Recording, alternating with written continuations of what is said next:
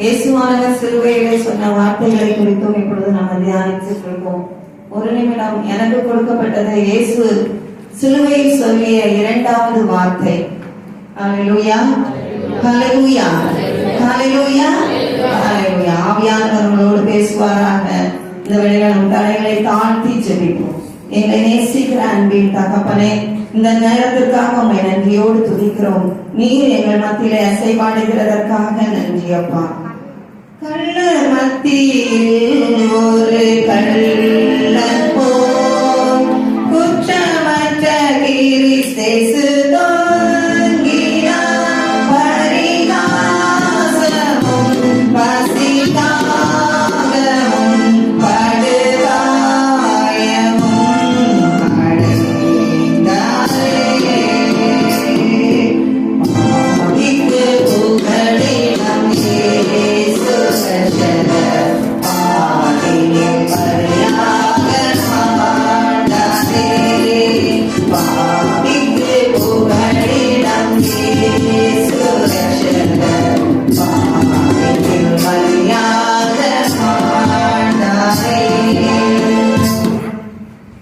முதலாவதாக இயேசு சிலுவையில் பேசிய வார்த்தை மன்னிப்பு. மற்றவர்களை மன்னிக்கும்படி தேவன் நமக்கு அறிவுறுத்தினார். அடுத்ததாக இரண்டாவதாக தேவன் சொன்ன வார்த்தை லூக்கா 23ஆம் அதிகாரம் 43 இன்றைக்கு நீ என்னோட கூட பரதேசியில் இருப்பாய் என்பதே. பரதேசி என்பது தேவனுடைய தோட்டம், ஆண்டவருடைய பிள்ளைகளுக்கு ஒரு அடைக்கலமாக இருக்கக்கூடிய இடம். இரண்டாவது வார்த்தை எதை குறிக்கிறதுனா, இயேசுவால நம்ம ரட்சிக்கப்படக்கூடிய அந்த ரட்சிப்பின் வார்த்தையாக இந்த வார்த்தை இருக்குது. ஆண்டவர் இந்த உலகத்துல அநேக நன்மைகளை செய்தாலும் இந்த உலகம் அவரை என்ன செய்யவில்லை, ஏற்றுக்கொள்ளவில்லை. அவரை ஒரு துன்மார்க்கருக்கு எந்த இடத்துல கள்ளர்கள் இயேசுவை சிலுவையில் அறையும் போது பாத்தீங்கன்னா அவங்களுடைய இரண்டு பக்கத்திலையும் இருந்தவங்க இரண்டு கள்வர்கள். இரண்டு பேரும் எப்படிப்பட்டவங்க, இந்த உலகத்துல திருடி குற்றவாளி என்று குற்றம் தீர்க்கப்பட்டவங்க. அவங்க மத்தியில தான் இயேசுவன் நடுவுல என்ன செய்யறாங்க, சிலுவையில அறையிறாங்க. இயேசு ஒரு குற்றம் இல்லாதவர்னு எல்லாருக்கும் தெரியும். அவர் என்ன செய்தார், அநேக அற்புதங்களை, பாஸ்டர் சொன்னதை கேட்டீங்க, அநேக அற்புதங்களையும் அடையாளங்களையும் செய்தார். அவரை சுற்றி ஒரு கூட்ட ஜனங்கள் நன்மை பெறுவதற்காக இருந்தாங்க. இதை பார்த்து மற்றவங்களுக்கு அதை என்ன செய்யல, பிடிக்கல. அதனால அவர் மேல வீணான பழிகளை சொல்லி அவரை என்ன செய்தாங்க, சிலுவையில அறைந்தாங்க. அவர் கூட அறைந்த இரண்டு கள்வர்கள் இயேசுவானவரை சிலுவையில் அறையும் போது அவருடைய வலது பக்கத்திலையும் இடது பக்கத்திலையும் கள்ளர்களை அறைந்தார்கள். இப்படியாக இருக்கும் போதுதான் அந்த கள்ளர்கள் மத்தியில தான் ஆண்டவர் ஒரு கள்ளனை பார்த்து சொல்கிறார், இன்றைக்கு நீ என்னோட கூட பரதேசில் இருப்பாய். யார பார்த்து சொன்னாரு, ஒரு கள்ளனை பார்த்து சொன்னாங்க. ரெண்டு பேரும் ரெண்டு சைட்ல இருக்காங்க.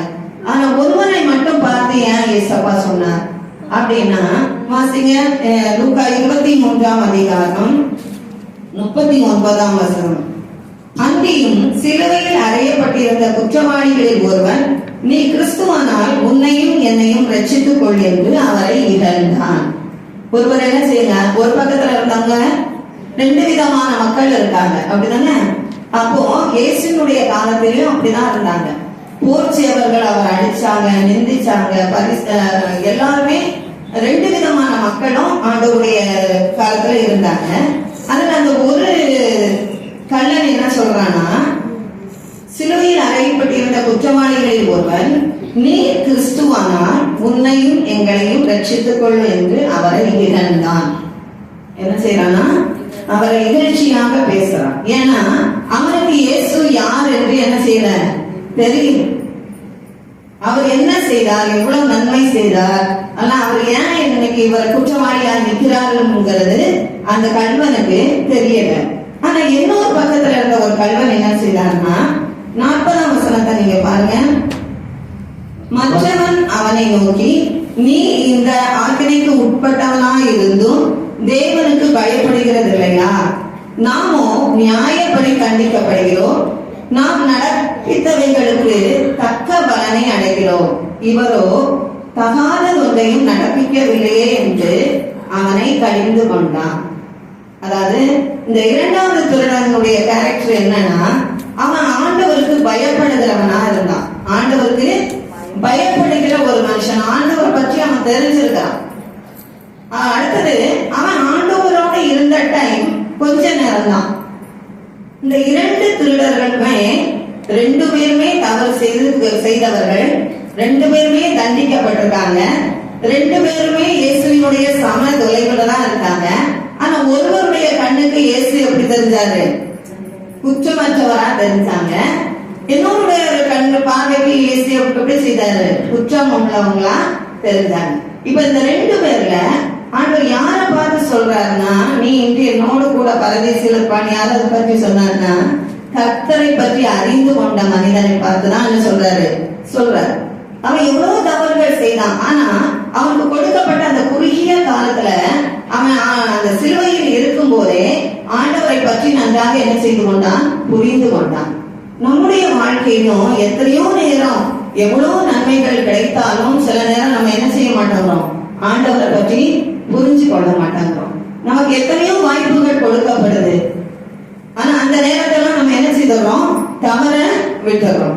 2வதாக இவன் என்ன செய்தான்னா, 41ஆம் அதிகாரத்துல நாமோ நியாயப்படி தண்டிக்கப்படுகிறோம். ஏயா நம்ம அவ்வளவு பாவம் செய்தோம், அவ்வளவு அட்டுழியம் பண்ணோம், நம்ம இருக்கிறது ஓகே தான், இவர் ஒண்ணுமே செய்யலையே, ஏன் இவரை கொண்டு அடிச்சாங்க? அவன் உணர்வுள்ளவனாக இருந்தான். எல்லாராலையும் அப்படி யோசிக்க முடியாது. அடிக்கடி இவருக்கு இது வேணும், படகு அப்படிதான் சொல்லுவான். நன்மை செய்து பாட அனுபவிக்கிறதுதான் கஷ்டம். தீமை செய்யறாங்க, போட பாத்துக்கலாம் இன்னொரு நாள், இது என்ன பெரிய அதிசயமா அப்படின்னு நினைப்பாங்க. ஆனா நன்மை செய்து பாட அனுபவிக்கும் போது அது மிகவும் வேதனையை கொடுக்கக்கூடியதாக காணப்படுது. அதே போலதான் இவன் என்ன செய்தான்? முதல்ல கர்த்தரை பார்த்து கர்த்தருடைய பயம் அவனுக்கு இருந்தது. 2வது அந்த நாமும் நியாயப்படி தண்டிக்கப்படுகிறோம் அந்த உணர்வு அவன்கிட்ட இருந்தது. சரிதான்ப்பா, நம்ம தப்பு செய்யணும், தண்டிக்கப்பட்டோம். ஆனா இவர் என்ன செய்யல? தப்பு செய்யாம தண்டிக்கப்படுறாரு அப்படின்னு சொல்லி அறிஞ்சினான். 3வதாக பார்க்கும்போது 41ஆம் வசனத்தின் பின்பகுதியில இவரோ தகாத ஒன்றை நடப்பிக்கவில்லை என்று அவனை கடிந்து கொண்டு, இவரோ தகாத ஒன்றையும் நடப்பிக்கவில்லையே என்று அவனை கடிந்து கொண்டான். தகாத ஒன்றுன்னா என்ன? அவன்கிட்ட கொஞ்ச நேரத்துக்குள்ள அவரை பற்றி அவன் அறிஞ்சுக்கிட்டான். எத்தனை போர் வீரர்கள் அடிச்சாங்க, இந்த மக்கள் எல்லாம் பரியாசம் பண்றாங்க, கேலி பண்றாங்க, அவர் முதுகில் சாட்டையால அடிக்கிறாங்க, காரி உமிழ்றாங்க. எந்த நேரமும் அவர் வாயை திறக்கவே இல்லை. எப்பதான் வாயை திறக்கிறாரு? இதாவே இவர்களுக்கு மன்னியும். எவ்வளவு குற்றங்கள் சுமத்தப்பட்டது. 2வது வார்த்தை என்ன சொல்றாரு? இவர்களை ரட்சியும். யாருக்கு ரட்சிப்பு கொடுத்தாரு? ஒரு திருடனை அந்த ஸ்பாட் டைம், அந்த டைம்ல ஆண்டவரை ஏற்றுக்கொண்ட அந்த மனிதனை ஒரு பார்த்து சொல்றாரு, நீ இன்றைக்கு என்னோடு கூட பரதேசியில் இருப்பாய். அடுத்ததாக 4வது பார்த்தோம்னா 42வது வசனம். இயேசுவை நோக்கி, ஆண்டவரே, நீ உம்முடைய ராஜ்யத்தில் வரும்பொழுது அடியானை நினைத்தருளும் என்றார். ஆமென். இயேசு பார்த்தவன் சொல்றான், என்னை நினைத்தருளும், அடியேனை நினைத்தருளும். எத்தனை ஆண்டவர் நிறைய அற்புதங்கள் செய்தாங்க, நிறைய சுகம் கொடுத்தாங்க, லாசரு உயிரோட எழுப்பினாங்க, குஷ்டரோகியை குணமாக்குனாங்க, கண் தெரியாதவருக்கு பார்வை கொடுத்தாங்க. எவ்வளவு நன்மையை செய்த ஏசப்பாவை பார்த்துட்டு அவன் ஏற்றுக்கொள்றது ஆச்சரியம் இல்லை. அவன் எதுவுமே பார்க்கல, இயேசு ராஜாவா இருக்கிறாருங்கிறதையும் பார்க்கல. இப்ப அவருடைய பார்வைக்கு இயேசு இவரை போல ஒரு குற்றவாளியா தான் என்ன செய்யறாரு? நடுவுல தொங்கிட்டு இருக்காரு. எல்லாம் உடம்பு முழுக்க காயம், சிரசுல முள்முடி, அவ்வளவு பாடுகள் பட்டும் இயேசு தன் வாயினால யாரையும் என்ன செய்யல? பேசல. ஏன் நம்ம போறோம்? நம்மள ஒரு வார்த்தை ஒருத்தர் பேசிட்டாங்கன்னா எவ்வளவு அழுறோம். என்ன பார்த்து எப்படி பேசணும், எப்படி என்ன சொன்னாங்க? ஆனா இவ்வளோ பாடு, அந்த பாரமான சிலுவை எல்லாத்தையும் சுமந்து வந்தோம். யாரையுமே ஆண்டவர் என்ன செய்யறேன் எதுவுமே சொல்லல.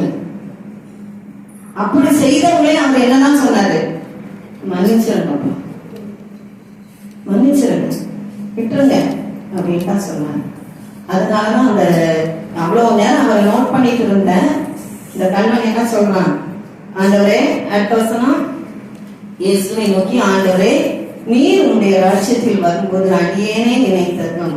அவனுக்கு தெரியும் நிச்சயமா ஏசப்பா உயிரோட எழுதுவாரு, அவருக்கு ஒரு ராஜ்யம் உண்டு, இவர் சாதாரண ஆள் இல்ல, எல்லாமே அவன் அறிந்திருந்து என்ன சொல்றான், நீர் வரும்போது உன்னுடைய ராஜ்யத்துல என்ன நினைச்சிடலாம், நினைத்தரலாம். அவனை பார்த்துதான் இயேசு என்ன சொன்னாரு, 43 வசனம், இயேசு அவனை நோக்கி, இன்றைக்கு என்னுடனே கூட, இன்றைக்கு நீ என்னுடனே கூட பரதேசில் இருப்பாய், மெய்யாகவே உனக்கு சொல்கிறேன் என்றார். மெய்யாகவே என்ன அர்த்தம், ப்ராமிஸ், நிச்சயமா நிச்சயமா நீ என்ன செய்வார், என் கூட இருப்பார். அப்போ அவரை ஏற்றுக்கொண்ட பிள்ளைகளை நிச்சயமா ஆண்டவர் என்ன செய்வார், அவர்களுக்கு ரட்சிப்பு உண்டு. நீ யாராவும் இருக்கலாம், எக்ஸ் ஆர் ஒய், நீ பாவத்திலே கலக்கலாம். இந்த இயேசுக்கு பக்கத்துல இருந்த 2 கல்லரும் யாருதான், பாவிகள் தான். வேதத்துல இன்னொரு லூக்கா 18ஆம் அதிகாரத்துல ஒரு சம்பவம் இருக்கு. 2 மனுஷங்க ஜெபம் பண்ண போனாங்க ஆலயத்துக்கு. ஒருத்தர் என்ன செய்யறாரு, ஒரு பரிசேயன், ஒரு ஆயக்காரன். 11ஆம் வசனத்துல பாருங்க, பரிசேயன் நின்று, தேவனே, நான் பரிகாரர், அநியாயக்காரர், விபச்சாரக்காரர் ஆகிய மற்ற மனுஷரை போலவும் இந்த ஆயக்காரனை போலவும் இராததினால் உம்மை ஸ்தோத்தரிக்கிறேன். வாரத்தில் 2 தரம் உபவாசிக்கிறேன், என் சம்பாத்தியத்திலெல்லாம் தசமபாகம் செலுத்தி வருகிறேன் என்று தனக்குள்ளே ஜெபம் பண்ணினான். 2 பேருமே ஜெபிக்கிறவங்க தான். இவன் எப்படி ஜெபம் பண்ணான், இவன் எப்படி ஜெபிக்கிறான், நான் அவனை போல இல்ல, நான் இவனை போல இல்ல, நான் ரொம்ப பர்ஃபெக்ட், நான் நல்லா தசமபாகம் கொடுக்குறேன், நான் நல்லா ஆலயத்துக்கு போறேன், ஆனா நான் நல்ல என்ன இருக்கு, பரிகார, அநியாயக்கார, விபச்சாரக்கார ஆகிய மற்ற மனுஷரை போலவும் இந்த நிக்கிறானே இந்த ஆயக்காரனை போலவும் நான் இல்ல அப்படின்னு சொல்லி ஜெபம் பண்றான். அடுத்த அந்த ஆயக்காரன் எப்படி ஜெபம் பண்றான்னா, ஆயக்காரன் தூரத்திலே நின்று தன் கண்களையும் வானத்திற்கு ஏறெடுக்க துணியாமல் தன் மார்பிலை அடித்துக் கொண்டு, தேவனே, பாவியாகிய என் மேல் கிருபையாயிரும். இப்படி கேட்கிறான், பாவியாகிய என் மேல நீங்க கிருபையாயிரும். யாருடைய ஜெபத்தை கேட்டு பாருங்க, நான் ரொம்ப பர்ஃபெக்ட், நான் அதை பண்றேன், நான் இதை பண்றேன், அதெல்லாம் ஆண்டவருக்கு தேவையில்லை. நீ எப்படிப்பட்ட பாவியா இருந்தாலும், நான் பாவின்னு யார் ஆண்டவரை நம்ம போய் அவருடைய சமூகத்துல விடுறோமோ அவங்களுக்கு நிச்சயமா தேவன் என்ன செய்வார், ரட்சிப்பை கொடுப்பார். அவன் அல்ல, அதாவது பரிசேயன் அல்ல, இந்த ஆயக்காரனே நீதிமான் ஆக்கப்பட்டவனாய் தன் வீட்டுக்கு திரும்பி போனான். தேவனை தவிர பரிசுத்தர் ஒருவரும் இல்லை என்பது நம்ம எல்லாருக்கும் தெரியும். நம்ம எல்லாருமே சில விஷயத்துல என்ன செய்கிறோம், விழுந்துறோம். நம்ம அறியாமலே சில தவறுகளை என்ன செய்கிறோம், தெரியும். எல்லாத்தையும் நம்ம ஆண்டவருடைய சமூகத்துல அவரை நோக்கி கூப்பிடும் போது, இந்த கள்ளனுக்கு எப்படி தேவன் ரட்சிப்பை கொடுத்தாரோ, பரதேசி நீ இன்று இருப்பாய் சொன்னாரோ, அதே தேவன் நம்முடைய பாவங்களையும் மன்னித்து நமக்கும் ரட்சிப்பை தருவாராக. தேவன் தாமே வார்த்தைகளை ஆசீர்வாதமாக்கி தருவாராக. ஆமென்.